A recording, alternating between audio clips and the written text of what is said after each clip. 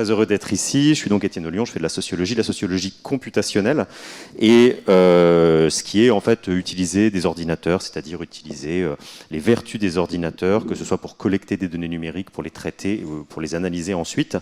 Et c'est quelque chose que je fais donc au CREST ou à l'école polytechnique. Alors, ce dont j'ai décidé de vous parler aujourd'hui, c'est du sujet qui m'a occupé pendant assez longtemps, ces 5 ou 6 ans d'ailleurs, c'est de réfléchir au Parlement et à l'activité politique. Et plus précisément, ce que j'ai décidé de faire avec vous, c'est de traiter d'un sujet précis, c'est de savoir en fait si la promesse démocratique de renouvellement par les visages qui avait été proposée par Emmanuel Macron en 2017, cette promesse a pu être tenue. Et j'essaierai de vous montrer en réfléchissant à ce sujet-là que c'est une question qui est difficile dans l'administration de la preuve et que c'est une question qui appelle ou qui m'a obligé à faire un détour par des méthodes algorithmiques et en particulier par des méthodes d'apprentissage non supervisé. Mais n'allons pas trop vite et reprenons depuis le début. Souvenez-vous, c'était il y a 4 ans. On avait un candidat, puisqu'il était désormais candidat à la présidentielle, qui se lançait dans une aventure qu'on pourrait considérer comme relativement folle au vu de l'état du champ politique français et de tous les savoirs de sciences sociales du politique, puisqu'on avait une personne sans parti ou avec un récent parti qui n'avait pas vraiment non plus de financement, qui n'avait pas un nombre d'appuis important, et cette personne en fait va se lancer dans le champ politique. Alors c'est vrai que si on regarde un peu en détail, il a quand même assez rapidement obtenu des soutiens précoces et puissants. Le champ politique était dans un état de turbulence important. Finalement, il y avait des ressources, et puis il avait, tout outsider qu'il était, une expérience politique indéniable, puisque après avoir fait l'ENA, l'IGF, il avait aussi été dans plusieurs instances qui font les beaux parcours de la politique française, mais il avait par exemple jamais été député. Alors, il avait des handicaps, des avantages, mais il y a quelque chose qu'il y a 4 ans exactement, il n'avait pas, et il faudrait insister là-dessus, c'est un programme. Pendant longtemps, Emmanuel Macron n'a pas présenté de programme. Il a même, pressé par des journalistes, exprimé l'idée que le programme, on s'en fiche, c'est la citation que je mets ici, en disant finalement toutes ces propositions qu'on fait mais qu'on ne regarde pas, ça ne sert absolument à rien. Le programme par contre va arriver. En fait, il était probablement en train d'acheter un petit peu de temps à ce moment-là, mais le programme arrive et il ressemble à un vrai programme en 2017, il n'y a aucun doute là-dessus. Il n'y avait pas de programme, mais par contre, dans le propos d'Emmanuel Macron, il y avait quelque chose de très clair qui est martelé depuis sa première conférence qu'il va faire publiquement après son départ du ministère de l'économie, quand il démissionne. Il y a une idée, cette idée, c'est que la professionnalisation de la politique abîme la démocratie. Vous vous en souvenez, je ne vais pas revenir là-dessus en détail, mais rappelez-vous qu'il parlait de la politique comme d'une caste, il parlait du milieu politique comme d'un entre-soi nauséabond. Il évoquait la politique comme une profession réglementée et il appelait, et c'est revenu plusieurs fois dans la campagne, à déverrouiller le système. Alors il l'a beaucoup dit en 2017 et il a continué de le dire après. Je vous ai aussi indiqué cette référence dans laquelle il invite ses parlementaires à être fiers d'être des amateurs. Si les professionnels, ce sont ceux que nous avons virés il y a 2 ans, soyez fiers d'être des amateurs. Avec succès, puisque Emmanuel Macron va, de manière relativement peu prévisible, en tout cas moi je ne l'avais pas prévu et je pense que je ne suis pas le seul, remplacer François Hollande lors de l'élection de mai 2017. Mais ça pose une question ici, et la question pour le chercheur en sciences sociales du politique que je suis, c'est faire appel à la société civile, amener des nouveaux visages, est-ce que ça change la politique ? Si on prend la littérature scientifique sur le sujet, on n'est pas certain que la promesse est tenable, peut être tenue.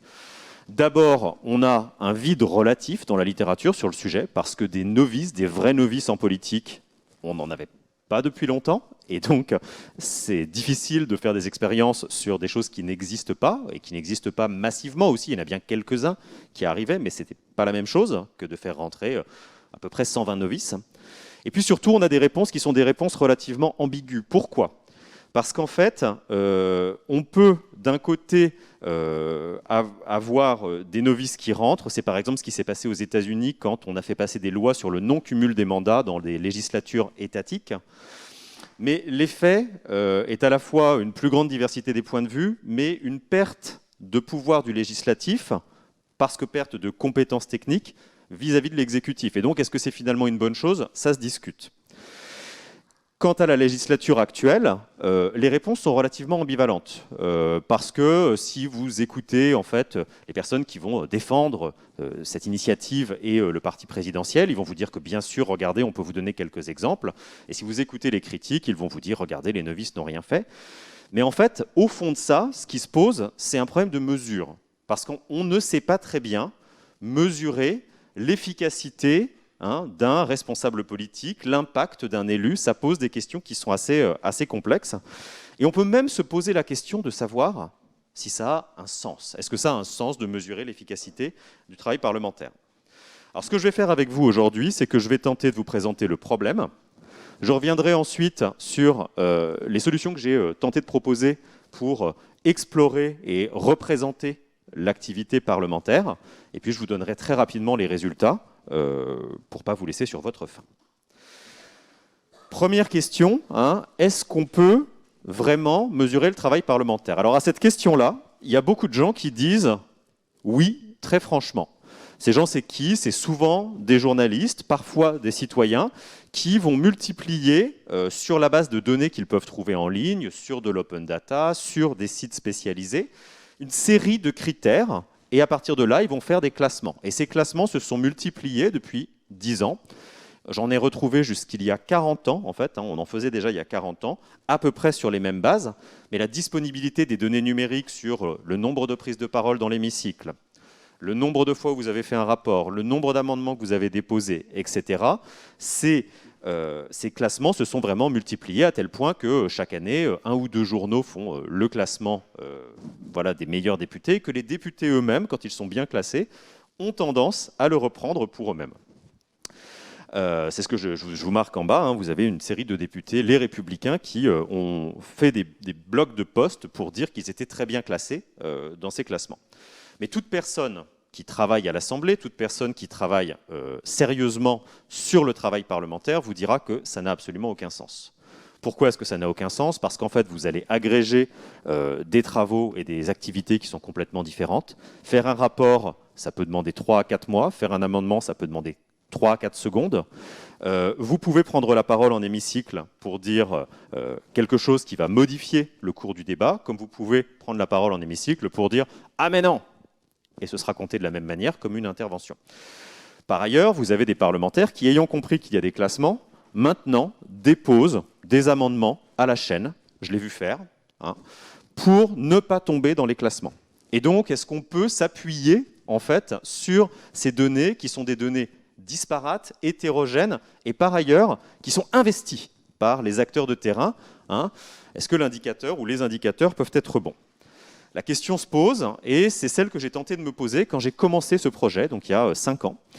Et la première réponse à laquelle qu'on peut apporter à ça, si on veut tenter de le faire, c'est il faut aller sur le terrain pour tenter de sélectionner les données qui seront faites. Alors donc j'ai mené une enquête de long terme à l'Assemblée nationale, de manière ethnographique. Je suis allé frayer avec les parlementaires et tout l'écosystème pendant de longues semaines. J'ai fait des entretiens, mené des observations, etc. Et j'ai posé la question de savoir quelles pourraient être les bonnes données. Deuxième, ça c'est la première chose. Et ça m'a permis en fait de récupérer des informations qui me paraissaient pertinentes pour faire ça. Quelles sont ces informations pertinentes? Je ne vais certainement pas rentrer dans le détail, je pourrais le faire après si vous le souhaitez. Mais il faut évidemment, à l'Assemblée, article 24 de la Constitution, l'Assemblée nationale vote les lois.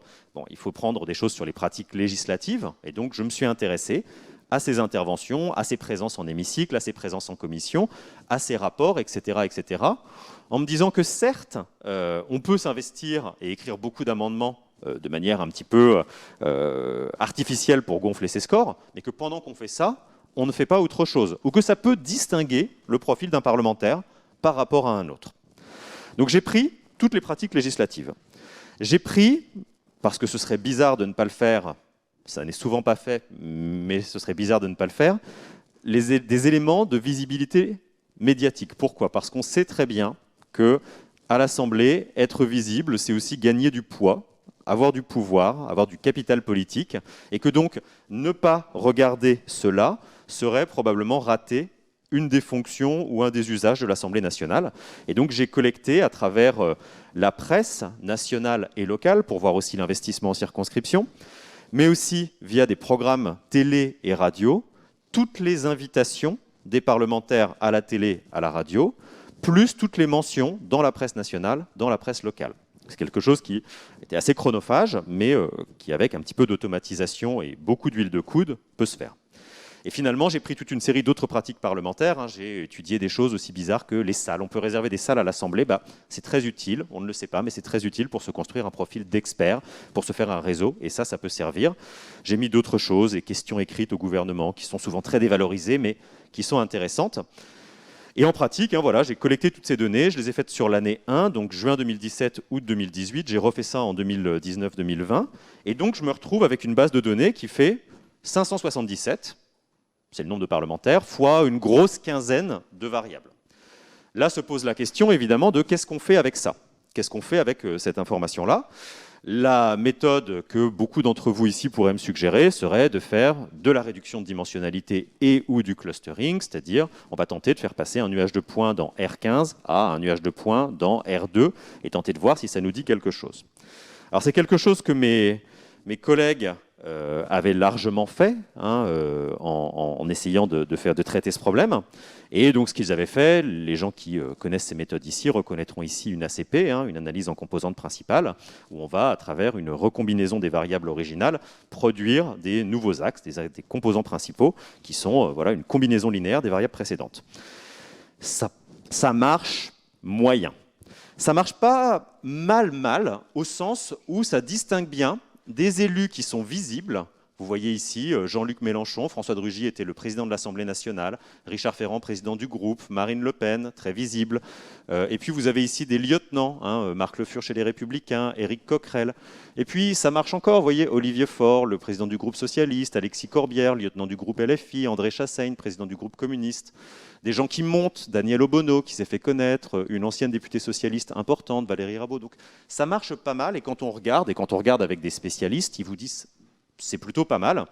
Sauf que, en fait, qu'est-ce que ça vous dit? Cet axe 1, qui est mon axe horizontal, qui est un axe d'importance, de visibilité, etc., c'est qu'il y a des députés qui sont visibles, connus, actifs, versus un gros paquet de députés qui ne sont pas visibles, actifs, etc.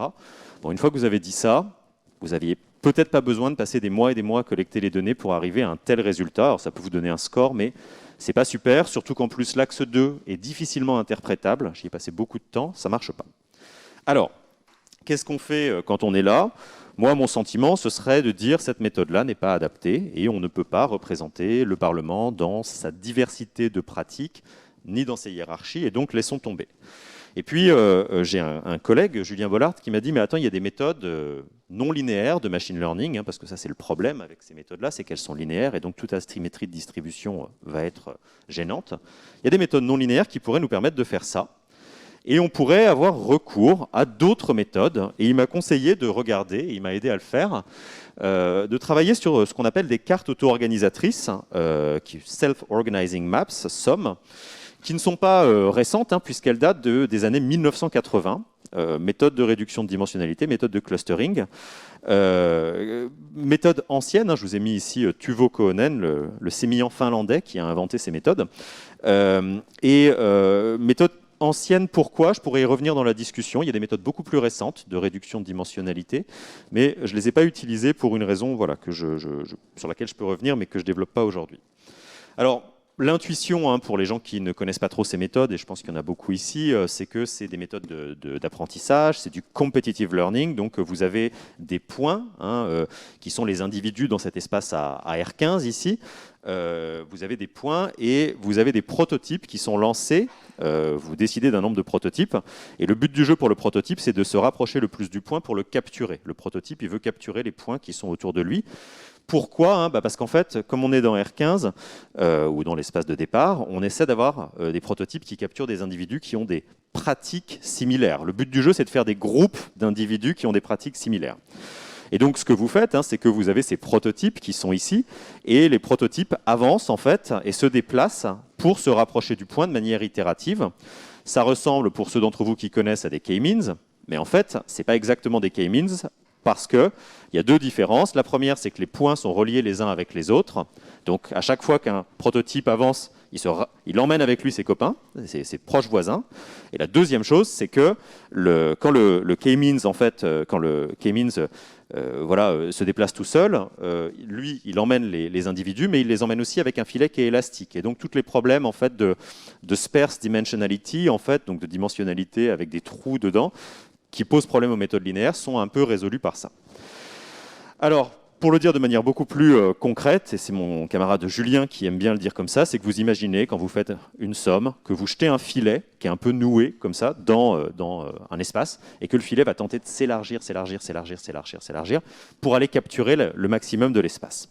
Et c'est ce qu'on a fait ici sur un exemple à 2 dimensions, hein, c'est que chaque point gris, imaginez un député, bon, le Parlement ne ressemble pas à ça, hein, je vous rassure, chaque point gris est en fait est capturé par un des points rouges qui est le prototype, qui ensuite va être donc capturé par lui.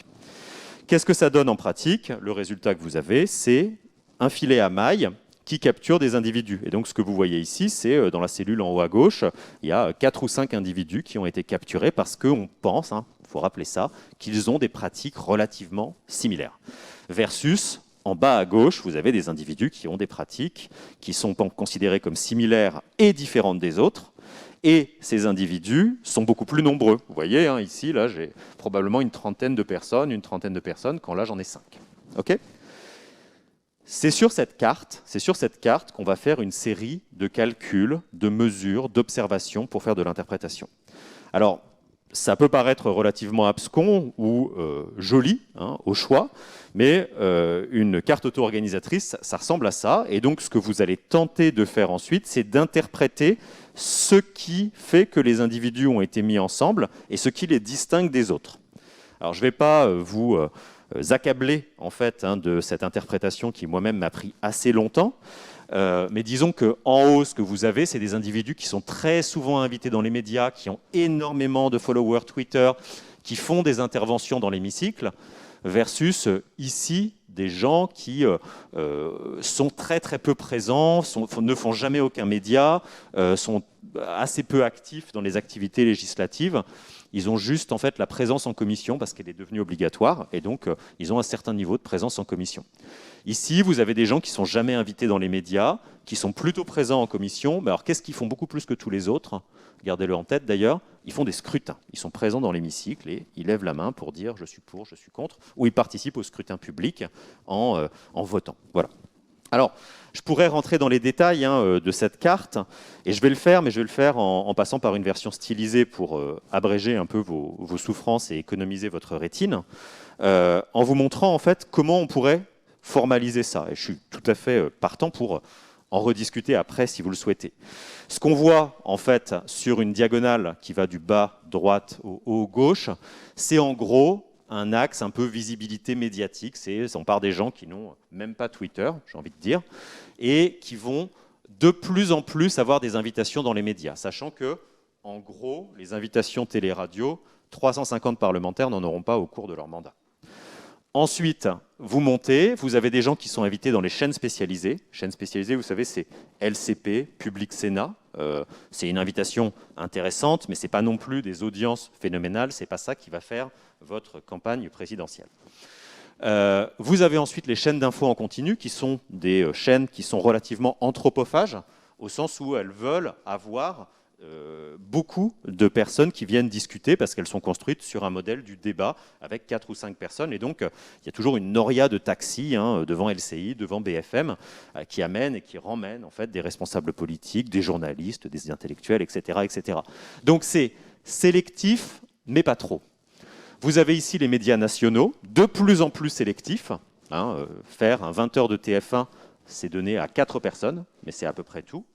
Et puis encore en haut, vous avez les gens qui ont des millions de followers Twitter, et là, ça devient encore plus sélectif. C'est 2 ou 3 personnes dans cette assemblée, même pas le président, etc. etc. Donc cet axe-là, je suis assez confiant pour dire que c'est un axe qui restitue bien la visibilité médiatique, dont, souvenez-vous, elle est quand même un composant important de l'activité parlementaire. Et puis ensuite, on peut voir d'autres choses. Par exemple, ici, on va voir des gens qui sont souvent en hémicycle, souvent en commission, qui font beaucoup d'amendements, qui font beaucoup de rapports. Bah, ça, c'est un rôle assez classique à l'Assemblée. On le connaît bien, c'est les gens qui vont être investis dans le travail législatif, et il y en a beaucoup. Mais ici, c'est extrêmement concentré. Alors, vous en avez ici aussi d'autres qui font la même chose. Ils interviennent en hémicycle, en commission, ils font des amendements. Mais si vous regardez le sort des amendements, les amendements sont refusés. Donc, on pourrait se dire, tiens, ça, c'est peut-être la majorité, ça, c'est peut-être l'opposition. Et c'est peut-être deux pratiques différentes de l'usage de l'amendement. Amendement pour agir sur la loi, amendement pour faire une sorte de produit d'appel ou d'appel et de dire je ne suis pas d'accord et je me sers de l'Assemblée pour d'autres choses, pour exprimer mon désaccord. On pourrait montrer d'autres choses. Ici, vous avez de la presse locale qui est surreprésentée. Ici, vous avez des gens qui font des questions écrites. Alors, les questions écrites, c'est quelque chose qui permet à un parlementaire d'appeler l'attention du gouvernement et de lui dire, bah voilà, je souhaite qu'on s'intéresse à ça. C'est très dévalorisé de faire des questions écrites, au sens c'est considéré comme l'espèce de dernière chose intéressante qu'on pourrait faire dans une carrière de parlementaire, parce que c'est pas le ministre qui répond, c'est les services. Quand ils répondent, et en général ils répondent pour pas dire grand-chose. Par contre, ça peut être intéressant parce qu'en fait, souvent les questions écrites, c'est sur des points locaux, sur des choses qui touchent à la circonscription. Et donc ensuite, les parlementaires posent la question, et ils le mettent sur leurs réseaux sociaux en disant « Attention, attention, je me suis intéressé à vous ». Et donc, c'est une manière de signaler de l'intérêt pour la circonscription. Alors, cette carte, je ne m'y attarde pas beaucoup plus, si vous voulez, mais qu'est-ce qu'elle peut nous permettre de voir ? Déjà, en fait, ce que je fais à travers l'usage de l'algorithme, du clustering, c'est que je distingue des députés de premier plan et des députés du rang. Donc, ça me permet d'avoir une mesure de est-ce que les parlementaires ont réussi ou pas à s'imposer, sachant que plus vous vous rapprochez de là, plus c'est difficile de monter. C'est comme une pente. Et puis ensuite, on peut distinguer des rôles qui sont des rôles bien connus dans la littérature de sciences sociales du politique, mais qui n'avaient été distingués que de manière qualitative depuis 50 ans. Les gens qui sont plus investis dans la contribution législative, les gens qui utilisent l'Assemblée comme une tribune, et les gens qui sont plus orientés vers la circonscription. Ce n'est pas les trois seuls rôles possibles, mais c'est clairement trois rôles qui existent et qui structurent bien l'Assemblée française. Et là, j'attire votre attention sur une chose, c'est que ça faisait longtemps qu'on cherchait à faire quelque chose comme ça et qu'on n'avait pas réussi. Et c'est là peut-être que l'IA devient intéressante. Et peut-être, ce n'est pas l'IA la plus nouvelle, je vous ai dit, ça a 40 ans cette méthode, mais ça permet de faire ça. Alors on peut rajouter des noms si vous voulez, parce que souvent ça permet d'incarner. Alors ça pose aussi toute une série d'interrogations. Souvent je ne le fais pas. Ici vous avez par exemple Yael Braun-Pivet, Joël Giraud, c'est les présidents de commission. Très clairement, en fait, c'est normal qu'ils aient beaucoup d'amendements, beaucoup d'interventions, etc. En haut de l'Assemblée, vous reconnaissez des noms que vous connaissez, Jean-Luc Mélenchon, Marine Le Pen, Manuel Valls, etc., etc., bien distingués par deux positions par rapport à la diagonale, plutôt du côté majorité ici, plutôt du côté opposition ici. Alors en effet, ici on a Cédric Villani et François Ruffin, côte à côte, ce qui s'explique par un profil médiatique pour des gens relativement novices, assez prononcé quand même. On était aussi dans l'année électorale de 2017, de 2019, 2020, donc pour la municipale à Paris. Donc ça a fait monter Cédric Villani. François Ruffin avait sorti un film. Ils sont côte à côte, ils sont proches de la diagonale. Donc sont-ils de la majorité ou de l'opposition ? On ne le sait pas. Enfin, pour François Ruffin, on le sait. Mais à ce moment-là, pour Cédric Villani, on ne le sait pas. Et puis vous avez d'autres personnes, en fait, ici, que vous reconnaîtrez. Tout ça pour vous dire que quand on place les individus dessus, et je pourrais vous montrer d'autres choses, ça fait une carte relativement crédible de la structure et de la diversité des pratiques à l'Assemblée nationale. Alors, on pourrait continuer, je pourrais vous montrer en particulier, si vous voulez, les partis, les uns après les autres, les stratégies différentes qu'on utilise quand on est à l'Assemblée nationale, et je le raconte en détail dans mon livre. On voit que La République En Marche est beaucoup ici, quand même, majoritairement, ce qui est assez normal, côté contribution législative, avec un peu de gens ici qui sont souvent des députés qui s'affairent en circonscription, plus qu'autre chose.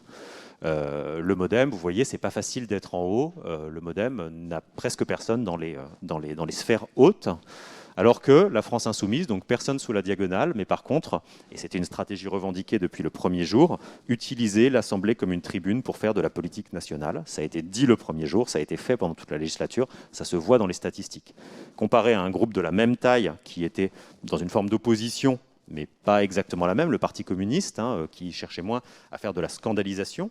C'est un terme technique, scientifique, pour dire utiliser un espace pour promouvoir sa cause. Le Parti communiste n'a pas exactement le même profil sur cette carte, et ça correspond assez bien à ce qu'on voit à l'Assemblée.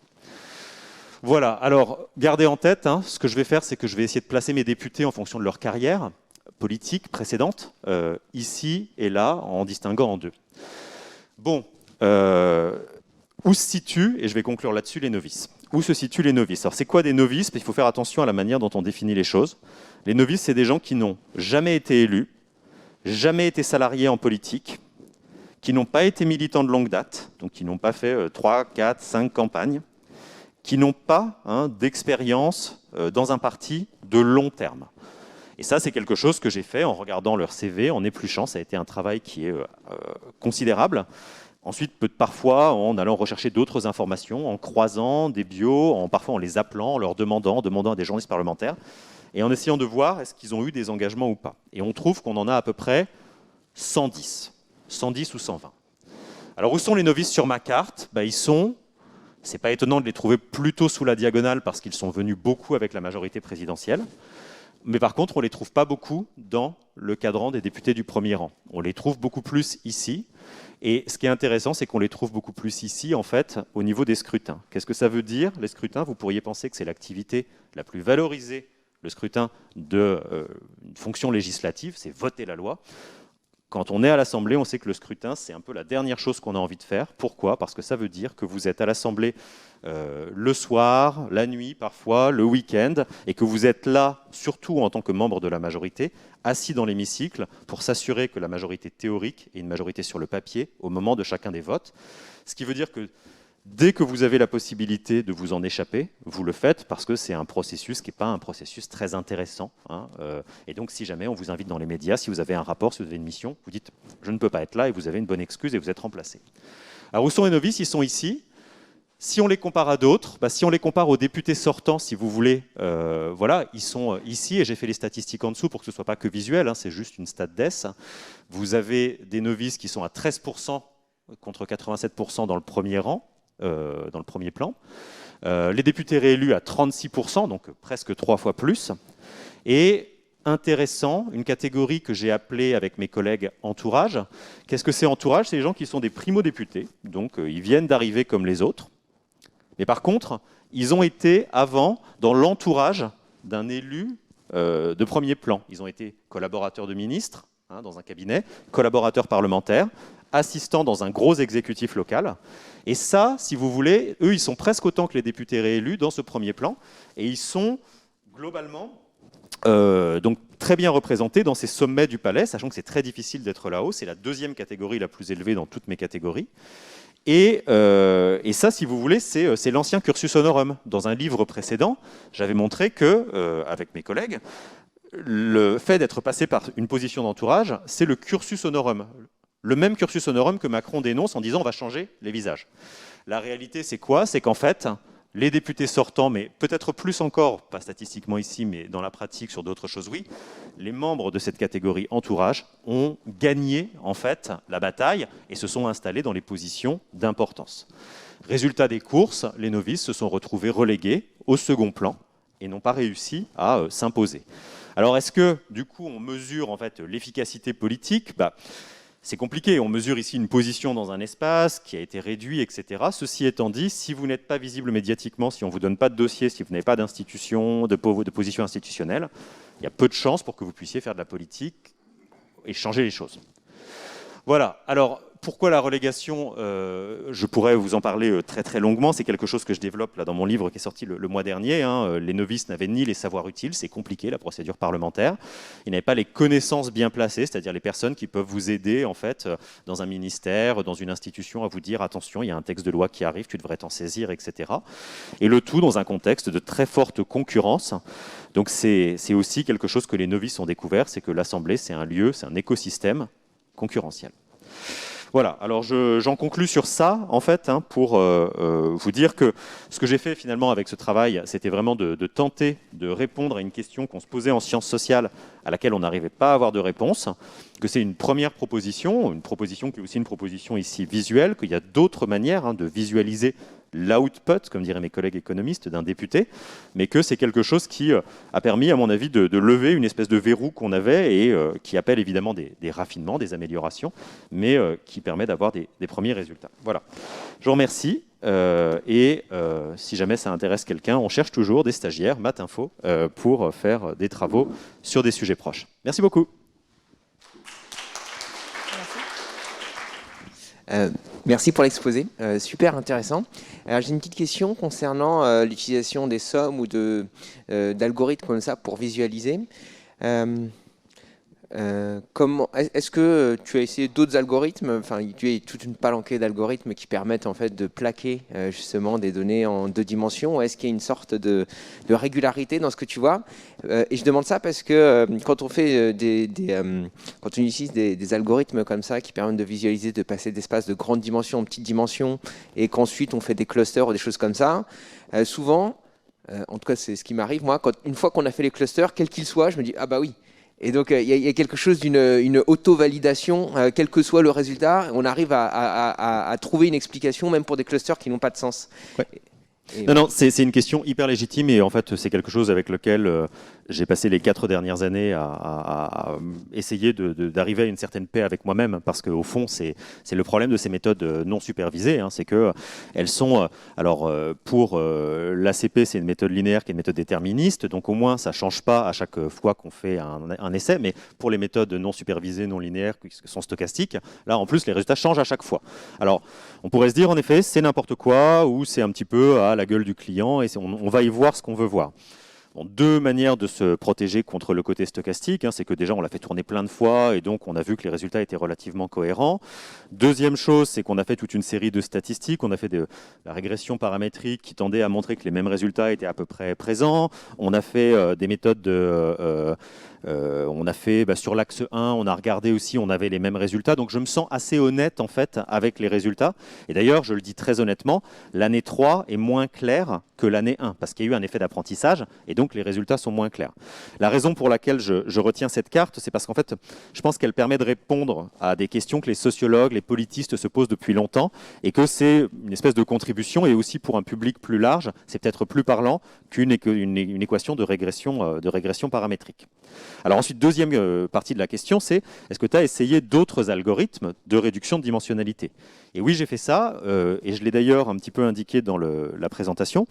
Pourquoi aller chercher un algorithme de 1982 que plus grand monde connaît, au moment où on a des techniques d'embedding de données massives dans 2 dimensions ou plus qui sont relativement performantes, et je pense en particulier ici à des techniques comme T-SNE qui a été développé il y a 10 ans, UMAP, etc. Alors tout ça on l'a fait, on a fait du T-SNE, on a fait du UMAP, et ça donne des assez beaux résultats, ça met en effet des gens qui ont des profils communs les uns à côté des autres sur une carte, mais quand on fait du T-SNE, quand on fait du UMAP, déjà, on n'a pas le clustering derrière. Les mesures de distance n'ont aucun sens puisque l'algorithme optimise avec l'idée qu'on va placer les individus proches les uns à côté des autres, mais n'importe où sur la carte.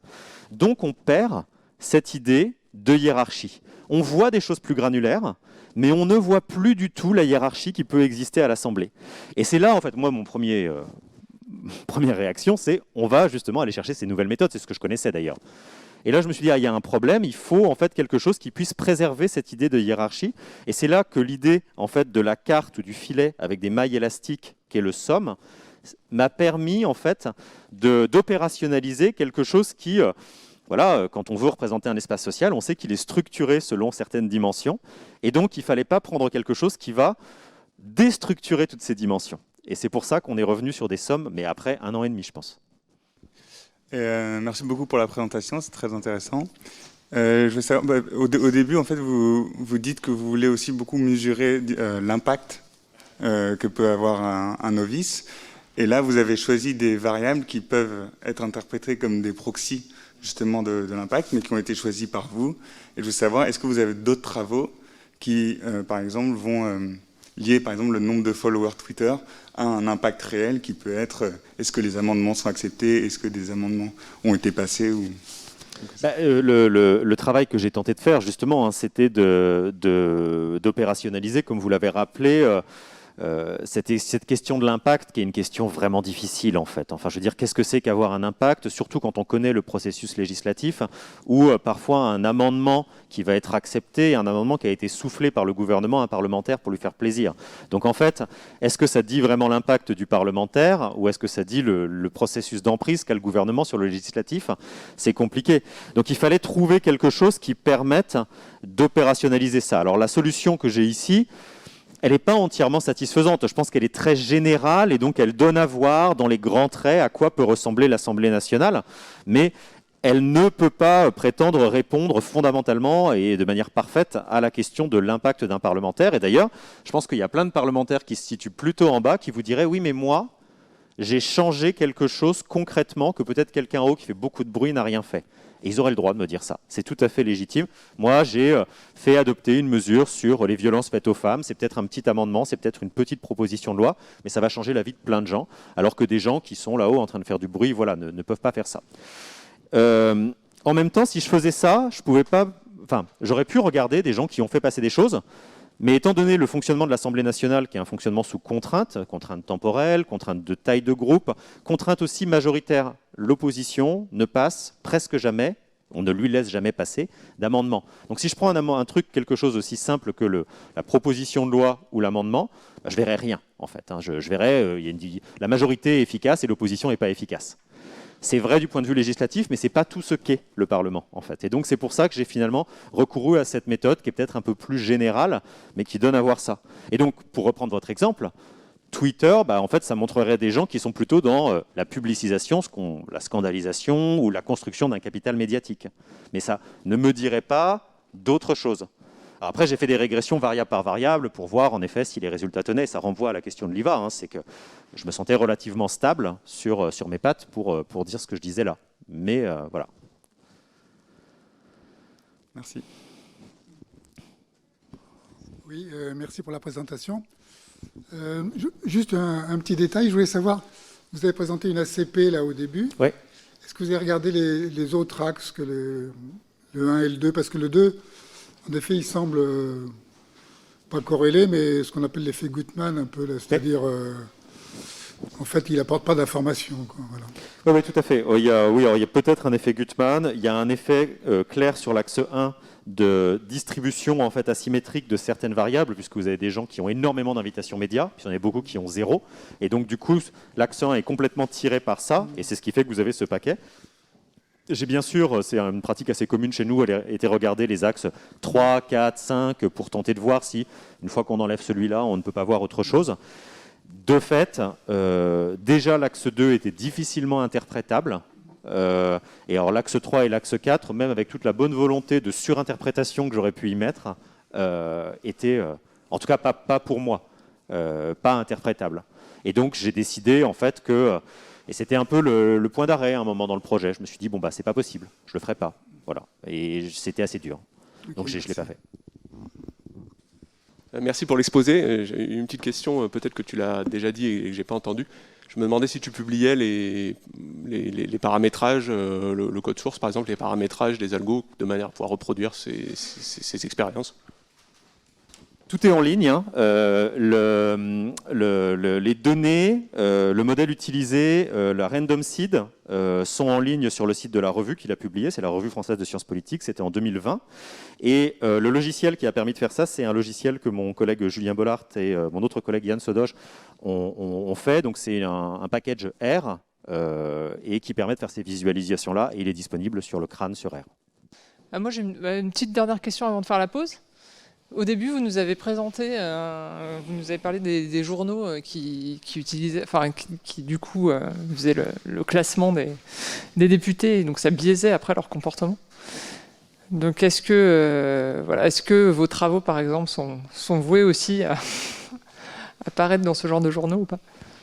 Alors, je ne sais pas si mes travaux auront l'audience qui permet de faire ça, parce que outre le fait que je reste chercheur et que donc je pense que je suis assez invisible, je pense que ça demande pas mal de travail de lire une carte comme ça, si vous voulez. D'ailleurs, si je vous proposais de la lire, même en version dynamique, hein, avec Awesome, le package qu'on a fait, ça reste quand même assez technique et ça demande une bonne connaissance du Parlement. C'est beaucoup plus compliqué que d'avoir quelque chose qui va dire bon, bah, y a un score de 1 à 100 et voilà. Donc moi je ne pense pas que ça va avoir beaucoup d'effet ce que je fais, en tout cas peut-être pas cette carte-là. Enfin, Dieu seul sait, mais par contre, non, la question qu'il faut se poser, c'est comme il y a ces espèces de boucles de rétroaction entre les parlementaires et nous, et les journalistes, etc., bah, comment on traite ça? Est-ce que ces données sont simplement même des données qu'on peut utiliser? Est-ce que ça fait sens? Et ce dont je me suis rendu compte, et un peu à ma surprise, hein, il faut dire les surprises quand on fait de la recherche, c'est qu'en fait, on voyait bien les députés, ça permettait d'isoler un cluster de députés qui faisaient du chiffre pour le chiffre. Par courtoisie, je ne les ai pas fait figurer sur cette carte, mais on les voit arriver quand même. Et d'autres le font peut-être aussi, mais ça illustre bien des formes de rôle. Si vous voulez que la France insoumise, par exemple, dépose des dizaines et des dizaines et des dizaines d'amendements, parfois en changeant juste une virgule. Il faut refuser la nationalisation de telle entreprise publique à 99,99, 99,98, 99,97. Bah, c'est un usage de leur temps, c'est un usage de leur fonction parlementaire. Et donc vous pouvez vous dire, ça ne sert à rien. Et en même temps, ce à quoi ça sert, c'est qu'on va en parler, on va les discuter, on ralentit de cette manière la procédure parlementaire, mais en même temps, on met le sujet sur la table médiatiquement, on oblige les journalistes à s'en saisir. Et donc ces usages braconniers, en fait, et même les boucles de rétroaction, elles sont problématiques si on n'y prête pas attention, mais si on les garde en tête au moment de l'interprétation, elles peuvent devenir des indicateurs d'une pratique parlementaire spécifique. Et c'est là que ça devient vraiment intéressant, moi je trouve. Ça ne marche pas toujours, mais là, ayant fréquenté le Parlement pendant des années et ayant montré cette carte à peu près tout le monde, journalistes, élus, fonctionnaires parlementaires, qui me disaient « Ah oui, c'est marrant, ça, ils sont bien placés », puis après vous placez les noms, puis ils disent « Ah oui, c'est vrai, ils sont plutôt là », ou il y a peu de surprises en fait. Alors, toujours au risque de « Bah oui, ça fait sens », parce qu'on n'a pas, on ne peut pas valider autrement que par un savoir subjectif. Mais voilà, le savoir subjectif, ça reste quand même une manière de connaître. Merci encore. Merci à vous. Et on...